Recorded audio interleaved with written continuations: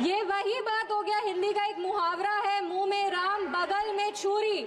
पर ये भी विपक्ष पे सही नहीं बैठता है, क्योंकि विपक्ष तो प्रभु श्री राम का नाम ही नहीं ले सकते, पर छुरी लेकर के बार बार संविधान की हत्या जरूर करने का कोशिश करते हैं। इसीलिए हम लोग कहते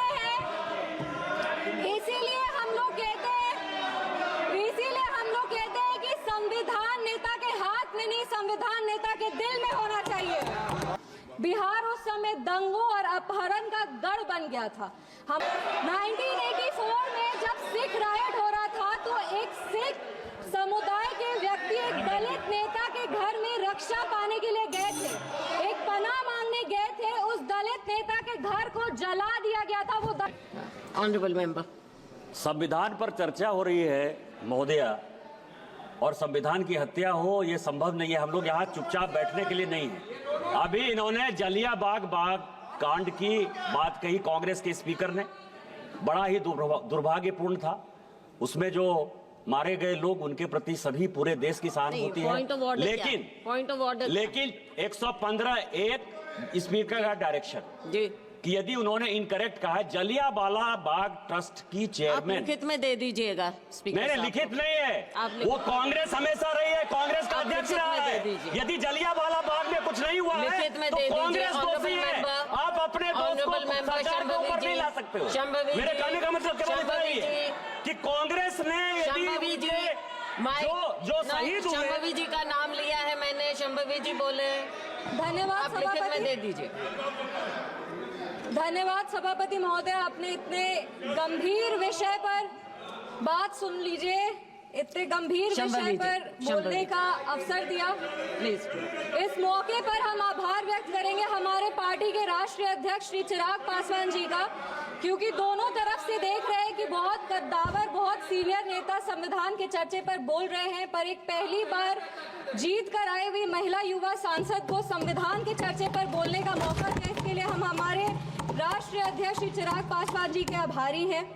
इस सदन में सबसे युवा सांसद होने के नाते हमें गर्व की अनुभूति हो रही है कि हम उस वर्ष इस सदन में शपथ लिए जिस वर्ष संविधान अपना 75वां वर्ष का उत्सव मना रहे हैं। सोशियोलॉजी की छात्रा रहे हैं, कॉलेज में सोशियोलॉजी को, संविधान को एकेडमिकली और थ्योरेटिकली पढ़ने का मौका मिला है, पर 24 जून को जब इस सदन में हमने शपथ ली थी तो संविधान को अपना प्रेरणा मान करके, प्रेरणा स्तोत्र, उससे प्रेरणा ले करके अपने कार्यों में भी संविधान को ढालने का मौका मिला है। महात्मा गांधी जी ने भारत के संविधान के विषय में 1931 में कहा था, I shall strive for a constitution which will release India from thraldom and patronage. I shall work for an India in which the poorest shall feel that it is their country in whose making they have an effective voice. An India in which there is no high class or low class of people. An India in which all communities shall live in perfect harmony. This is the India of my dreams for which I shall struggle. इस सदन में जब हम शपथ लिए थे, संविधान की शपथ लिए थे और सत्य निष्ठा से प्रतिज्ञान किए थे कि भारत की प्रभुता और अखंडता को अक्षुण्ण रखेंगे और कर्तव्यों का श्रद्धा पूर्वक निर्वहन करेंगे, पर हमारे विपक्ष के लोग हैं जो विदेशी तंत्रों से हाथ मिला करके बार बार भारत की प्रभुता और अखंडता पर चोट करते हैं।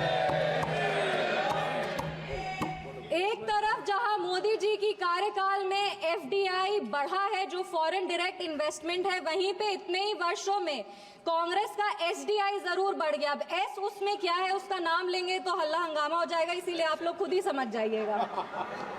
ये वही बात हो गया, हिंदी का एक मुहावरा है, मुंह में राम बगल में छुरी। पर ये भी विपक्ष पे सही नहीं बैठता है, क्योंकि विपक्ष तो प्रभु श्री राम का नाम ही नहीं ले सकते, पर छुरी लेकर के बार बार संविधान की हत्या जरूर करने का कोशिश करते हैं।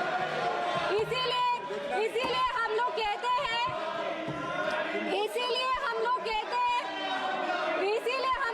हैं कि संविधान नेता के हाथ में नहीं, संविधान नेता के दिल में होना चाहिए। एक उदाहरण देते हैं, 2008 में इसी सदन में ट्रस्ट वोट के लिए कैश फॉर वोट स्कैम किया गया था और लोकतंत्र का गला घोटने का कोशिश किया गया था।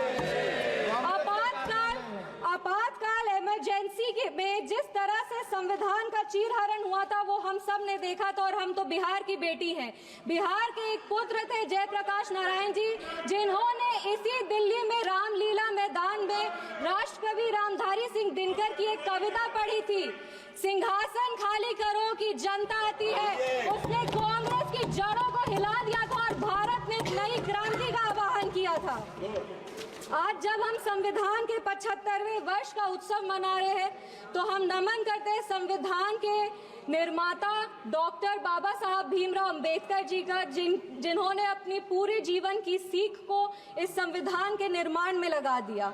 लेकिन कांग्रेस ने उनका अपमान करने से वो कभी नहीं चूके।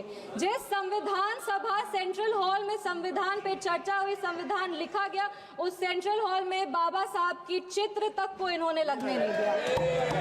इनके कार्यकाल के 2 प्रधानमंत्री ने खुद भारत रत्न लिया सर मैम, लेकिन बाबा साहब को भारत रत्न नहीं देने दिया। मैं नमन करती हूँ उन सभी संविधान सभा के सदस्यों का जिन्होंने 2 साल 11 महीने और 17 दिन में इस संविधान को आकार दिया। बिहार के इस देश के पहले राष्ट्रपति और संविधान सभा के अध्यक्ष डॉक्टर राजेंद्र प्रसाद जी का और संविधान सभा के सबसे पहले अध्यक्ष सच्चिदानंद सिन्हा जी का, जिन्होंने मिल करके इस संविधान के निर्माण में अपनी पूरी जीवन लगा दी। संविधान, विपक्ष को कहना चाहेंगे कि संविधान सिर्फ आर्टिकल्स और प्रिंसिपल्स नहीं है, ये एक ग्रंथ है, ये आम आदमी का भरोसा है, ये आम आदमी की आस है। ये इस देश के नागरिक को वो महसूस कराता है कि वो स्वतंत्र है, सशक्त है और सुरक्षित भी है। इस संविधान की ताकत ही है कि आज इस 25 साल की युवा महिला सांसद इस सदन में महिलाओं की आवाज बनी है।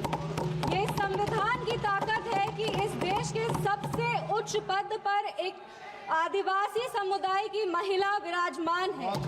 ये संविधान की ताकत है कि हमारे प्रधानमंत्री एक गरीब परिवार के सदस्य हैं, और इस संविधान की ही ताकत है कि जननायक कर्पूरी ठाकुर जैसे व्यक्ति जो एक पिछड़े वर्ग से आते थे वो बिहार प्रदेश जैसे राज्य के मुख्यमंत्री बने।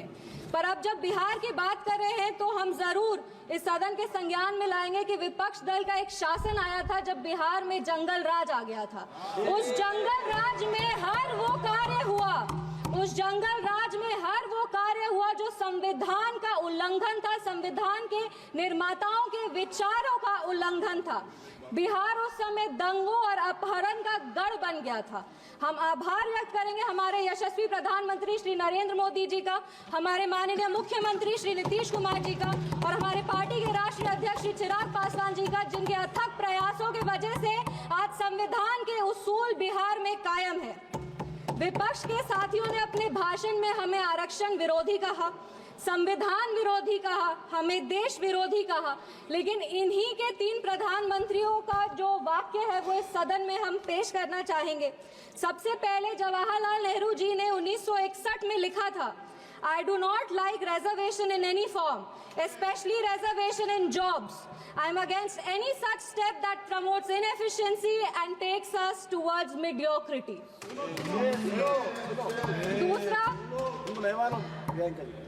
दूसरा इंदिरा गांधी जी ने, नीरज चौधरी जी की एक किताब थी हाउ प्राइम मिनिस्टर डिसाइड्स, उसमें उन्होंने कहा था अपने तब के लॉ मिनिस्टर शिव शंकर जी को कि एक ऐसा ATR तैयार कीजिए कि सांप भी मर जाए और लाठी भी न टूटे। ये मंडल कमीशन के रिपोर्ट पे उन्होंने कहा था। तीसरी राजीव गांधी जी ने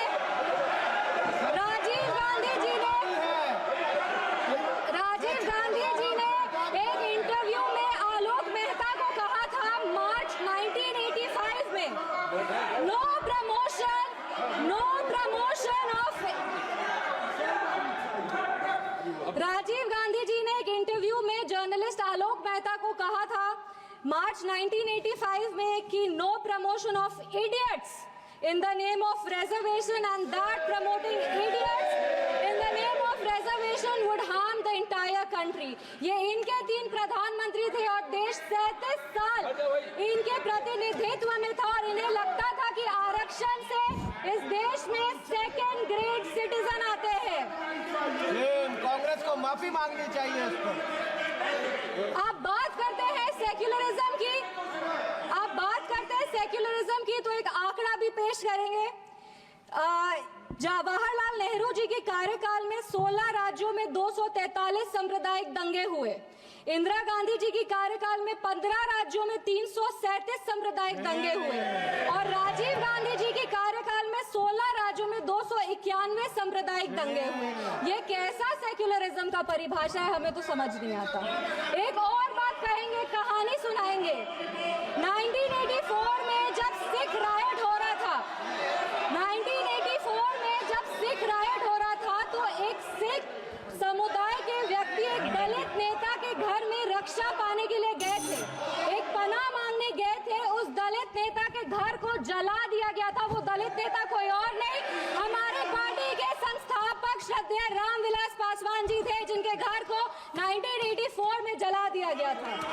आप बात करते हैं संविधान की और सेंटर स्टेट रिलेशन की, तो बता दें कि इंदिरा गांधी जी की कार्यकाल में 11 साल में 35 बार राष्ट्रपति शासन लगाया गया। एक महिला, एक युवा और एक दलित सांसद होने के नाते हमें गर्व होता है कि हमारी सरकार एक ऐसी सरकार है जिसने संविधान के उसूल को अटल रखा है। हमारी सरकार ने संविधान को मजबूत करने का काम किया है। पिछड़े 2 मिनट बस खत्म करें। पिछड़े आयोग को संवैधानिक दर्जा हमारी सरकार ने दिया। पिछड़े वर्ग से आर्थिक रूप से कमजोर जो व्यक्ति आते हैं उनको आरक्षण हमारी सरकार ने दिया। इनके पास महिला प्रधानमंत्री थी, पर हमारे प्रधानमंत्री ने नारी शक्ति वंदन अधिनियम ला करके 33% आरक्षण दे करके महिलाओं के आवाज को अगर मजबूती किसी ने दी है तो वो हमारे यशस्वी प्रधानमंत्री श्री नरेंद्र मोदी जी। एक मिनट। एनडीए की सरकार ने बिहार में हमारे प्रधानमंत्री, हमारे माननीय मुख्यमंत्री श्री नीतीश कुमार जी और हमारे पार्टी के राष्ट्रीय अध्यक्ष श्री चिराग पासवान जी के नेतृत्व में संविधान के सभी प्रावधानों को मजबूती से वापस लाए हैं और यही प्रयास करते हैं कि संविधान को अपना प्रेरणा मानकर योजनाएं बनाए जो हर वो नागरिक तक पहुंचे जो जरूरतमंद है। अंत में अपने वाणी को 4 पंक्ति पढ़ के बैठ जाओ दादा, 4 पंक्ति बैठ जाओ दादा, 4 पंक्ति पढ़कर अपने वाणी को विराम देंगे। हर रंग को खुद में समेट कर जो बेखौफ खड़ा है, जाति और धर्म के दायरे से जो आगे बढ़ा है, नैतिक निष्पक्ष समावेशी संविधान ही है वो जो 75 वर्षों बाद भी सहज खड़ा है। धन्यवाद। जय हिंद, जय बिहार।